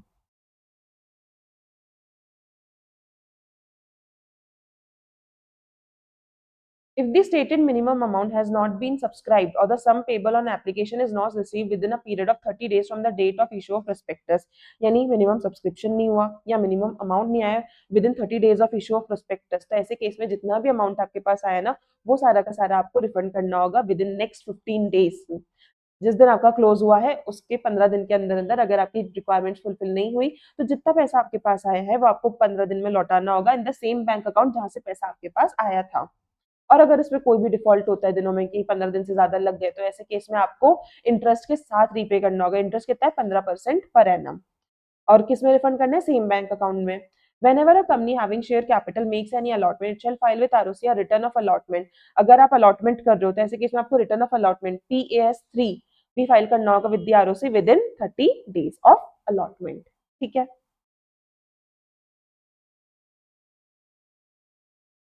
फिर नेक्स्ट आ गया list of following particular shall accompany the following above form, मतलब हमें PAS3 के साथ और क्या डॉक्यूमेंट्स देने हैं. List of allottee स्टेटिंग their name address occupation, मतलब कि हमारे कितने अलॉटीज हैं उन सबके नाम भी भेजने होंगे. And number of securities allotted, मतलब कि हमें एक पूरी टेबल बना के देनी होगी कि ये हमारे अलॉटीज है, इनका नेम ये है, ऑक्यूपेशन ये है, एंड इनकी इतनी नंबर ऑफ सिक्योरिटीज है जो इनको हमने अलॉट करी है. In case securities are allotted as fully or partly paid up for consideration other than cash, then following document shall also be attached. कि अगर हमने सिक्योरिटीज अलॉट करी हैं लेकिन कैश के बदले नहीं, हमने इनसे 2 साल पहले अपने पूरे फर्नीचर का काम कराया था, इनके जो पैसे ड्यू थे उनको हमने कैश पैसा नहीं दे करके इनसे हमने इन्हें हमने सिक्योरिटीज दे दी कि आप सिक्योरिटीज रख लो एंड जब हमारा प्राइस अच्छा हो जाए ना तो आप बेच के अपना जो भी बिल है उसको चुकता कर लेना. तो ऐसे केस में मैंने डायरेक्ट कुछ पेमेंट नहीं किया, मैंने अपनी सिक्योरिटीज दी है एंड उसके बदले मेरे पास कुछ कैश नहीं आया, यानी सिक्योरिटीज तो गई लेकिन कैश का ट्रांजेक्शन नहीं हुआ. तो ऐसे केस में हमें आरओसी को कुछ एक्स्ट्रा इन्फॉर्मेशन देनी होगी along with the PAS3 which is are return of allotment. क्या देना होगा? Copy of contract duly stamped pursuant to which the securities have been allotted, कि क्या कॉन्ट्रैक्ट है उस कॉपी ऑफ कॉन्ट्रैक्ट देनी होगी कि जिस बेसिस पे हमने securities they the.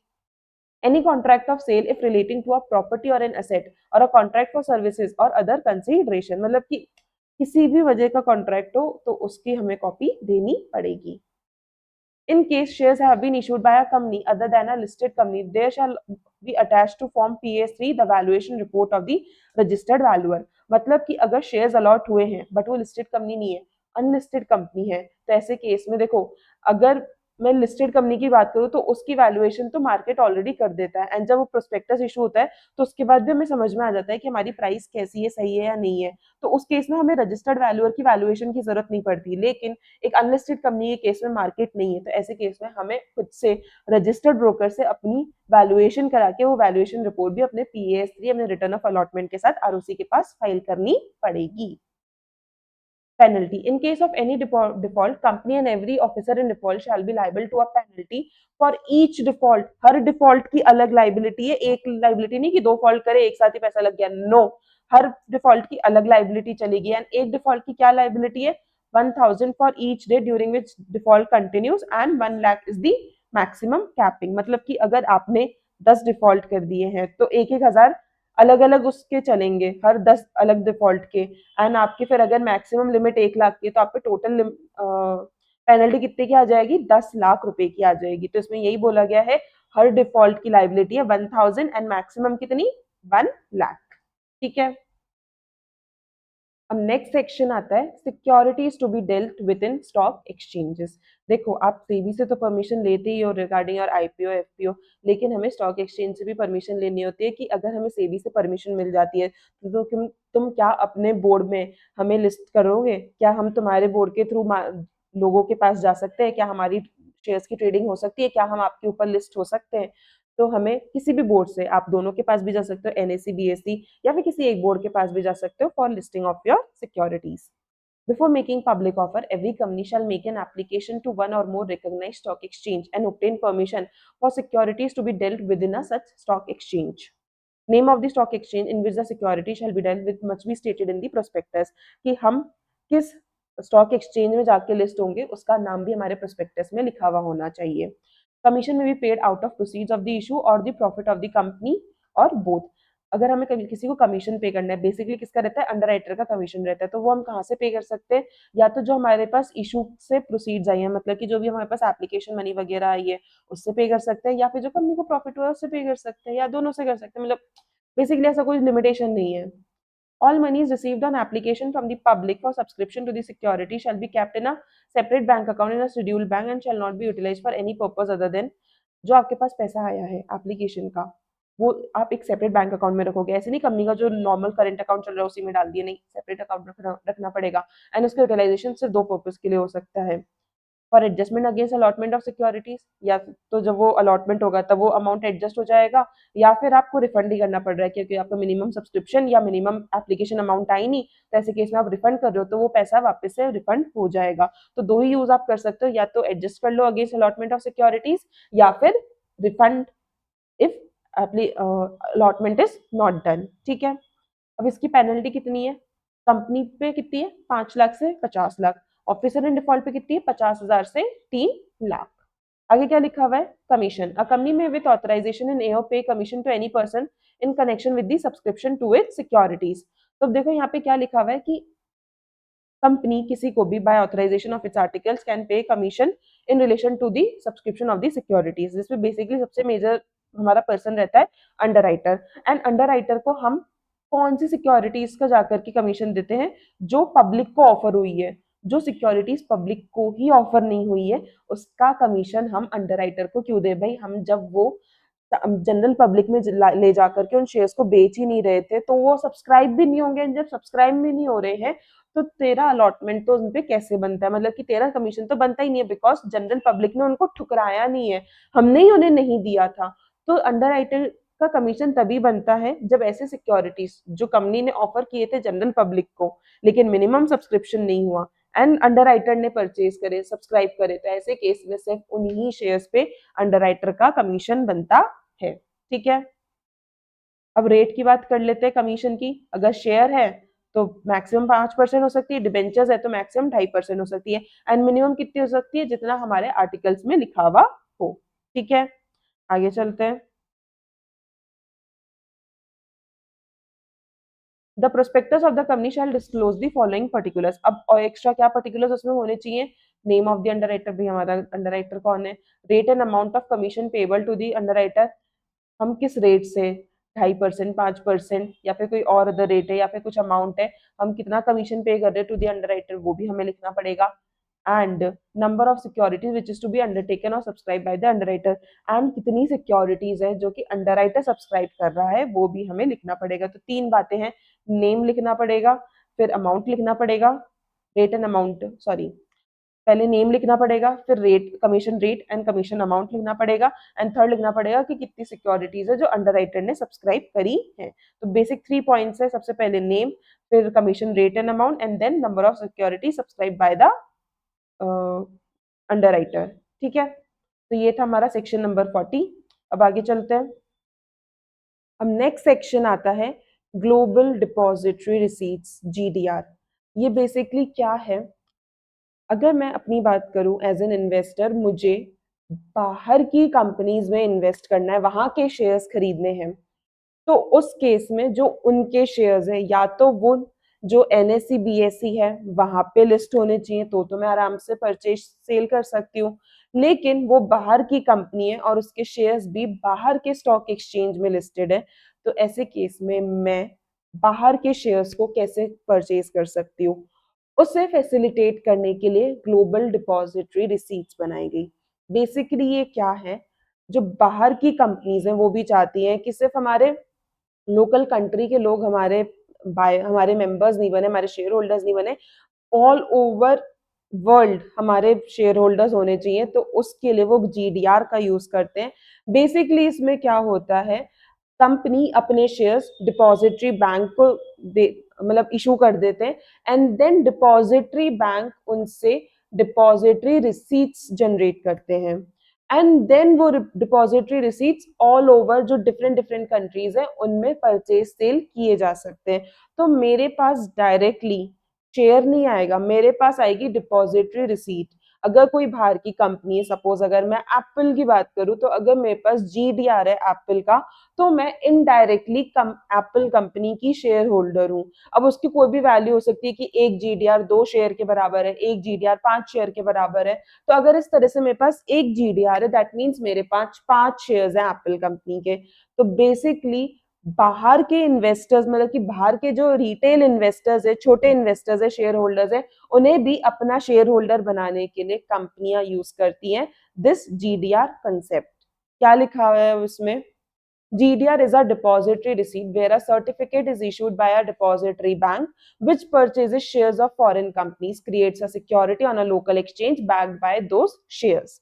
Definition: any instrument in the form of a depository receipt by whatever name called, created by a foreign depository outside India. Because ये इंडियन कंपनीज के लिए नहीं है, इंडियन कंपनीज के लिए अलग से आईडीआर है हमारे पास, इंडियन डिपॉजिटरी रिसीट्स। अगर हमारे कंपनी को जो यहाँ पे लिस्टेड है लेकिन उन्हें बाहर के शेयर होल्डर्स भी चाहिए तो वो क्या रेस करेंगे, आईडीआर रेस करेंगे। Unauthorized by a company making an issue of such depository receipts. Company may issue depository receipts in any foreign country after passing a SR in its GM. The depository receipt can be issued by way of public offering or private placement and may be listed or traded. मतलब कि आप public offer भी कर सकते हो, private placement भी कर सकते हो through GDR. The depository receipt may be issued against issue of new shares or may be sponsored against shares held by shareholders of the company. The underlying share shall be allotted in the name of the overseas depository bank. मतलब कि जो shares है वो तो किसके नाम पे रहेंगे, depository bank के नाम पे रहेंगे, and फिर वो क्या बनाएंगे, depository receipts जो जाएंगी हमारे shareholders के पास. And against such shares, depository receipt shall be issued by the overseas depository bank. Voting right: a holder of depository receipt may become a member and shall be entitled to vote only on conversion of depository receipts into underlying shares. Under the conversion of receipt, the overseas depository shall be entitled to vote on the behalf of the holders of the depository receipt. देखो अब ये क्या बोलना चाह रहे हैं कि आप शेयर होल्डर तो बन गए लेकिन मेंबर और राइट टू वोट अभी आपके पास नहीं है, आप जीडीआर होल्ड कर रहे हो, दूसरे देश में बैठे हो, राइट टू वोट आपको कैसे दे दें? तो जिस दिन आपका कन्वर्जन हो जाएगा आप मेंबर भी बन जाओगे, राइट टू वोट भी आ जाएगा आपके पास। लेकिन जब तक आपका कन्वर्जन नहीं हो रहा है तब तक आपके बिहाफ पे डिपॉजिटरी बैंक के पास राइट है, right to vote.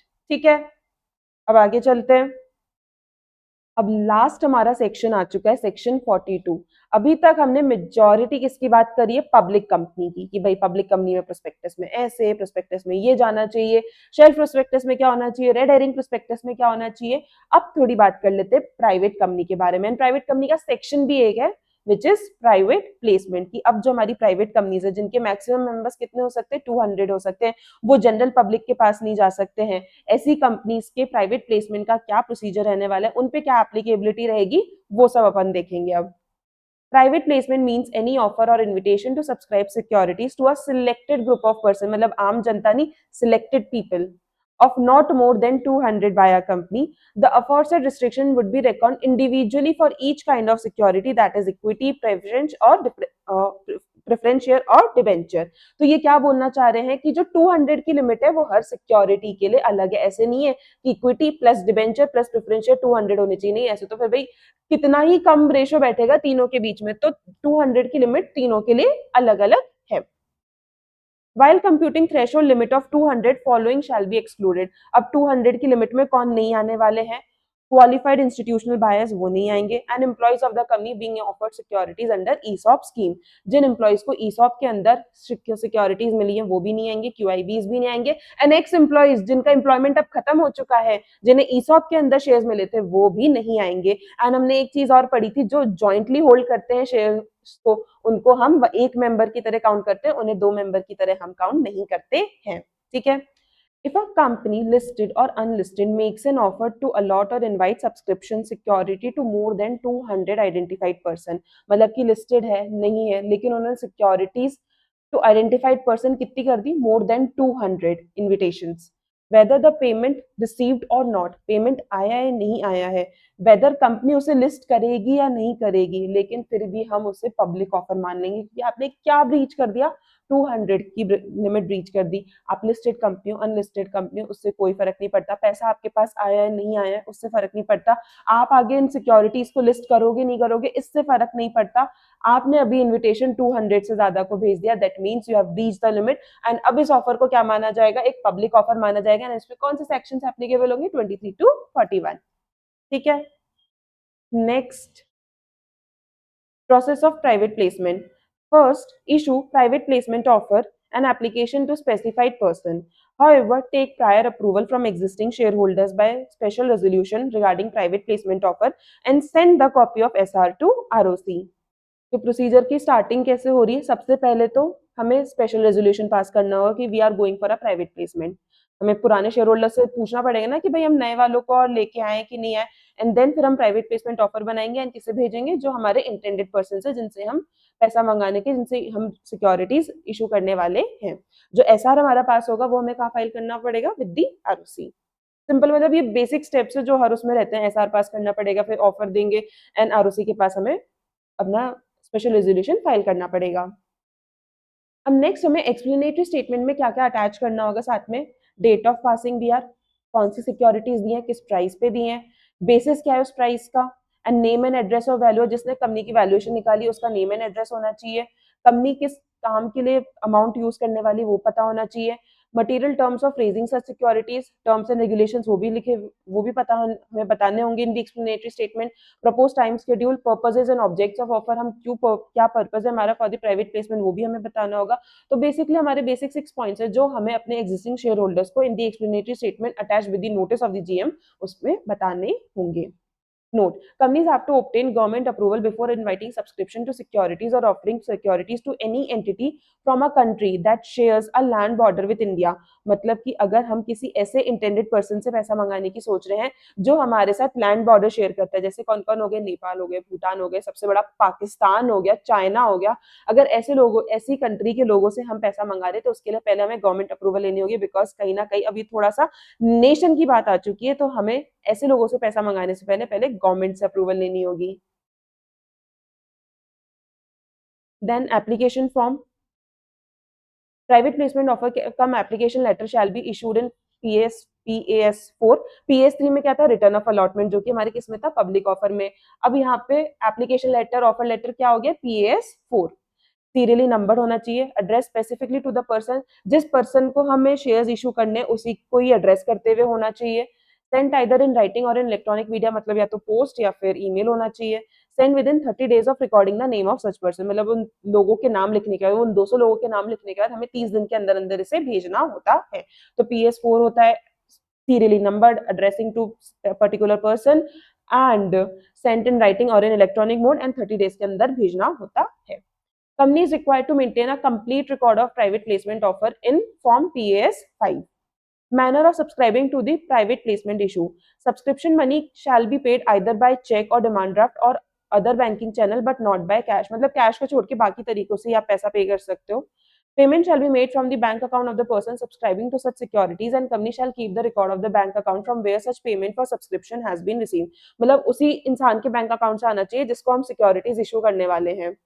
In case of joint holder, money payable on subscription to security shall be paid from the bank account of the person whose name appears first in the application। मतलब अगर joint holding है जिसे हम एक member की तरह मानते हैं, तो जिसका नाम पहले लिखा हुआ होगा उसका बैंक अकाउंट होना चाहिए, ऐसे नहीं जो दूसरा नाम लिखा हुआ है उसके नाम पे हो, जिसका पहले नाम लिखा है उसी के नाम का बैंक अकाउंट होना चाहिए जिससे हमारे पास पैसा आ रहा है।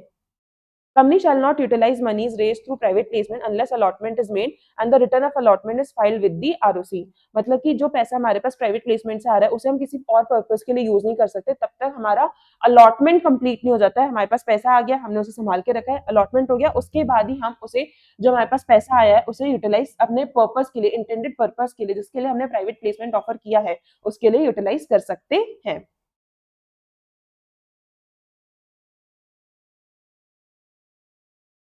No fresh offer shall be made unless allotment with respect to any offer or invitation made earlier have been completed or that offer has been withdrawn or abandoned by the company। मतलब कि जब तक नया fresh offer नहीं लेके आया जा सकता जब तक पुराना ऑफर या तो ओवर नहीं हो चुका हो या फिर अबैंडन, मतलब उसको बीच में ही स्थगित नहीं कर दिया गया हो, तब तक हम नया प्राइवेट प्लेसमेंट ऑफर लेके नहीं आ सकते हैं।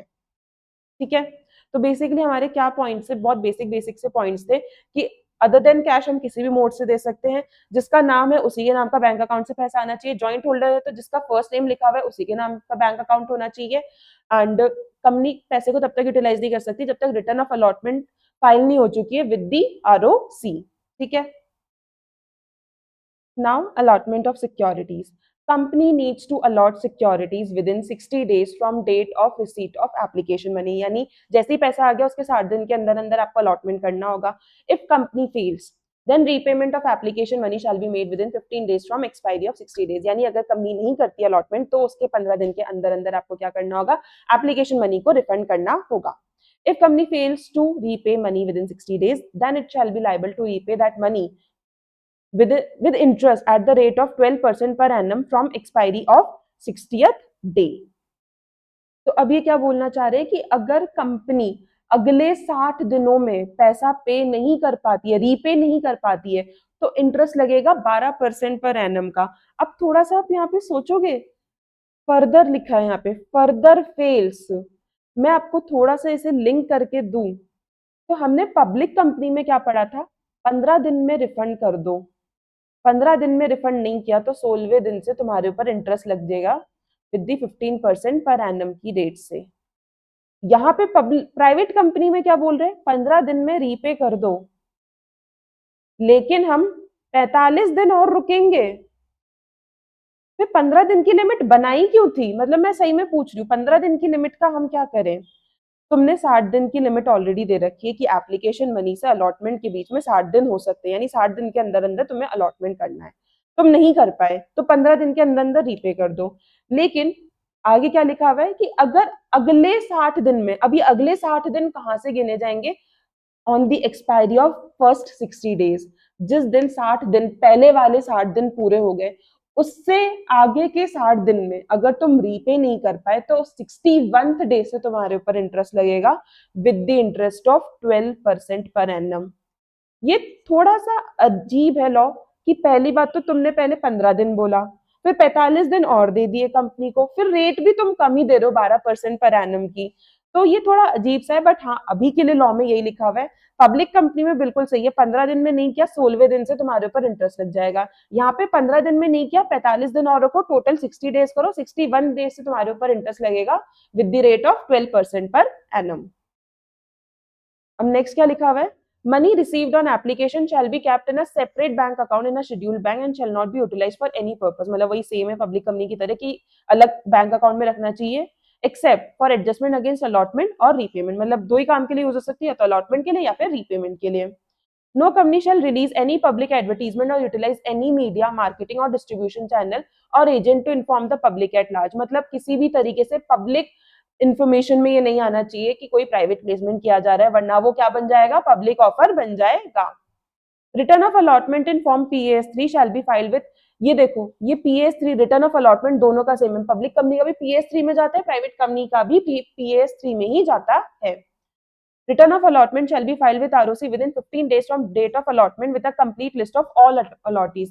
मतलब हमें list of allottees देनी होंगी in along with the form PAS3 within 15 days of allotment। और उसके साथ साथ क्या देना है, full name देना है अलॉटी का, एड्रेस देना है, पैन देना है, ईमेल आईडी देनी है, क्लास ऑफ सिक्योरिटी है, कौन सी सिक्योरिटी दी है, डेट ऑफ अलॉटमेंट क्या है, नंबर ऑफ सिक्योरिटीज, उसकी नॉमिनल वैल्यू, अमाउंट कितना पे हो चुका है, and particular of consideration received if the securities were issued if for consideration other than cash. मतलब कि अगर कैश आया तो वो लिख दो, एंड अगर अदर देन कैश है तो वो मेंशन कर दो अलग से कि भाई ये हमारे अदर देन कैश वाले सिक्योरिटीज हैं। ठीक है। For default in filing the return of allotment, the company, its promoters and directors shall be liable to a penalty for each default of rupees 1000 for each day, but continues up to 25 lakhs। मतलब कि अगर आपने return of allotment में कोई भी default किया तो उस केस में कौन कौन इसमें पकड़ा जाएगा, कंपनी, प्रमोटर एंड डायरेक्टर्स। कितनी पेनल्टी के लिए, 1000 for each day during which the default continuous, but maximum limit कितनी है, 25 लाख की। हर जगह भी तो हम क्या पढ़ रहे थे, 1000 1 लाख 1000 1 लाख, अब एकदम से क्या गई 1000 25 लाख।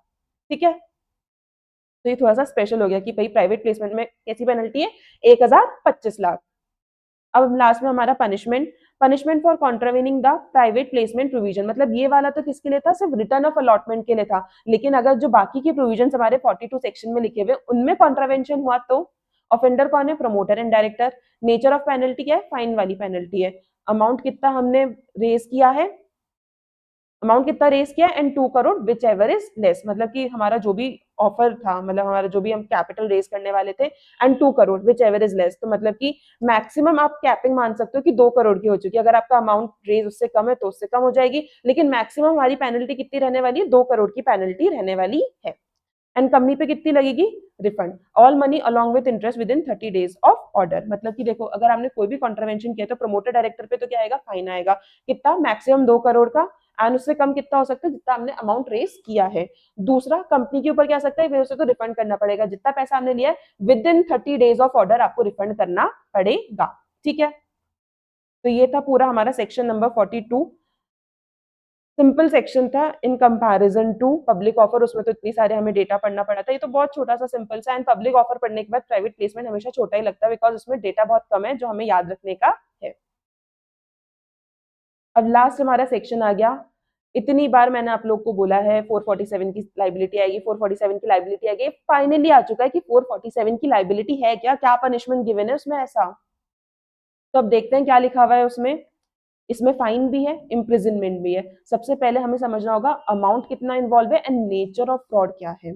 अगर हमारा अमाउंट लेस देन 10 लाख है या फिर 1 crore of turnover which ever is less, मतलब कि हमारा कितना है अमाउंट लेस देन, मतलब कि 10 लाख या 1% of turnover which ever is less, उससे कम अमाउंट का फ्रॉड हुआ है, मतलब एक कैपिंग बनाई गई है। मैं यहाँ पे लिखना चाहूंगी इसे 10 lakhs 1% of turnover which ever is less. अगर इससे लेस है एंड कोई भी पब्लिक इंटरेस्ट नहीं है, यानी इसमें आम जनता इन्वॉल्व नहीं है, तो ऐसे केस में आप पे कितना फाइन लग सकता है। मिनिमम तो देखो 0 है ही, मैक्सिमम कितना लग सकता है 50 लाख का लग सकता है। एंड इसमें इम्प्रिजनमेंट यहाँ पे और है, मतलब कि जब एनसीएलटी के पास जाएगा तो वो डिसाइड करेंगे और करना है यहाँ पे या एंड करना है, यानी कि फाइन भी लगाना है, इम्प्रिजनमेंट भी करना है, या सिर्फ फाइन रखना है या सिर्फ इम्प्रिजनमेंट रखना है। तो मिनिमम टाइम कितना है, कुछ भी नहीं है, मतलब 0। एंड मैक्सिमम कितना रख सकते हैं, 5 years के लिए भी उसे जेल में डाला जा सकता है। अब दूसरा क्या आ गया, एटलीस्ट 10 lakhs और 1% of turnover which ever is less, यानी कि अब कम से कम इतना तो है ही, इससे ज्यादा भी हो सकता है, more can be there, but इतना तो अमाउंट ऑफ फ्रॉड है ही, बट यहाँ पे भी कोई पब्लिक इंटरेस्ट नहीं है। तो ऐसे केस में मिनिमम फाइन कितना आएगा, जितने का फ्रॉड हुआ है, एंड मैक्सिमम कितना आएगा, अमाउंट ऑफ फ्रॉड का 3 गुना, जितना आपने फ्रॉड किया है उसका 3 गुना। एंड यहाँ पे अब इम्प्रिजनमेंट हमारा एंड में हो चुका है, यानी कि अब एनसीएलटी को सोचने की जरूरत नहीं है, क्योंकि यहाँ पे फाइन और जेल दोनों आएंगे। तो मिनिमम जेल कितना होगा, 6 महीने का, मैक्सिमम जेल कितने की होगी, 10 साल की। अब लास्ट आ गया हमारा भयानक वाला, कि जिसमें हमने पब्लिक इंटरेस्ट भी ले लिया, यानी आम जनता को धोखा दे दिया। अब तो ऐसे केस में amount of fraud minimum fine में इतना, 3 गुना मैक्सिमम हो गया, एंड जेल कितने की होगी, मिनिमम 3 साल के लिए तो अंदर जाओगे ही जाओगे, एंड मैक्सिमम कितने जा सकते हो, 10 सालों के लिए जा सकते हो। ये किसी भी केस के लिए, मतलब इसे आप हर चैप्टर में पढ़ोगे, कहीं ना कहीं लिखा होगा कि लाइबल अंडर सेक्शन 447। तो आपने कोई भी फ्रॉड किया जो लेस देन 10 लाख और 1% of turnover which ever is less था एंड पब्लिक इंटरेस्ट नहीं था, उस केस में मिनिमम फाइन 0 है, मैक्सिमम फाइन कितना है, अप टू 50 लाख, एंड उसमें जेल हो भी सकती है, नहीं भी हो सकती है। मिनिमम तो 0 है, मैक्सिमम कितने साल की हो सकती है, 5 साल की हो सकती है। अब आपका फ्रॉड एटलीस्ट 10 लाख या 1% of turnover which ever is less, इतना तो है ही है, उससे ज्यादा भी हो सकता है, एंड पब्लिक इंटरेस्ट नहीं है। तो ऐसे केस में आप पे फाइन कितना लगेगा, जितना आपने फ्रॉड किया है, मैक्सिमम कितना लगेगा, उसका 3 गुना, एंड जेल भी होगी होगी। मिनिमम कितने महीने की, 6 महीने की, मैक्सिमम कितनी हो सकती है, 10 साल की। लेकिन अब तीसरा केस आ गया कि पब्लिक इंटरेस्ट इन्वॉल्व है। अब अमाउंट से मतलब नहीं है कितना अमाउंट का हमने फ्रॉड किया है, पब्लिक इंटरेस्ट की बात है, तो फाइन कितना लगेगा, मिनिमम जितना हमने फ्रॉड किया है, एंड मैक्सिमम कितना लगेगा, 3 गुना, एंड जेल भी होगी होगी। जेल कितने, मिनिमम जेल कितने सालों की होगी, 3 साल की होगी, एंड मैक्सिमम जेल कितने सालों की होगी, 10 सालों की होगी। तो ये है हमारा punishment for fraud under section 447। ठीक है, अब फ्रॉड की डेफिनेशन देख लेते हैं। Fraud in relation to affairs of a company or body corporate includes any act, omission, concealment or abuse of position committed by any person with intent to deceive, gain undue advantage or injure interest of company, shareholder, creditor, whether or not there is wrongful gain or wrongful loss। मतलब आपने ऐसा कोई भी काम किया, omission किया, concealment of fact किया by any person with the intent, क्या इंटेंट था, धोखा देने का, एंड्यू एडवांटेज उठाने का, या किसी की इंटरेस्ट को हर्ट करना, किसके interest, share holder, creditor, company या कोई एनी अदर स्टेक होल्डर, और उससे वेदर आपको रॉन्गफुल गेन हुआ हो या नहीं हुआ हो, बट आप किस में आ जाओगे, फ्रॉड में आ जाओगे, और आप पे कौन सी लाइबिलिटी लग जाएगी, अंडर सेक्शन 447। अभी wrongful gain and wrongful loss क्या होता है, रॉन्गफुल गेन बेसिकली वो गेन जो मुझे हुआ जिसके लिए मैं लीगली एंटाइटल नहीं थी, मतलब मैंने एक प्रॉपर्टी होल्ड कर ली, मैं दबा के बैठ गई एक प्रॉपर्टी को एंड मैंने उसे आगे बेच दिया, तो वो पैसा मेरे पास आया जबकि मैं तो एक्चुअल ओनर भी नहीं थी उस प्रॉपर्टी को। तो ये मेरा रॉन्गफुल गेन हो गया। लेकिन जिसकी एक्चुअल में प्रॉपर्टी थी, जो लीगल ओनर था, वो पैसा उसके पास जाना चाहिए था, लेकिन उसके पास नहीं गया, तो उसे क्या हो गया, रॉन्गफुल लॉस हो गया वो। यानी मुझे अगर रॉन्गफुल गेन होगा तो उसे क्या हो गया, रॉन्गफुल लॉस हो गया। तो यहाँ पे यही लिखा हुआ है वेदर और नॉट, मतलब रॉन्गफुल गेन लॉस हो भी सकता है, नहीं भी हो सकता है, लेकिन दोनों के इसमें आप फ्रॉड में तो काउंट हो जाओगे। ठीक है, तो ये पूरा लिखा हुआ था हमारे चैप्टर में, प्लस 447 की लाइबिलिटी में। ठीक है, तो हमने अपना पूरा chapter number 3 prospectus and allotment cover कर लिया, बोथ हमने public and private offer cover कर लिए हैं। एंड आई रियली होप आपको इससे बहुत अच्छी क्लियर अंडरस्टैंडिंग मिली होगी अबाउट द चैप्टर एंड आपको बहुत हद तक लर्न भी हो गए होंगे। And we will meet again with new chapter, chapter number 4। Till then stay tuned, मैं जल्दी मिलती हूँ आप लोगों से। Here this is C N Gupta signing of.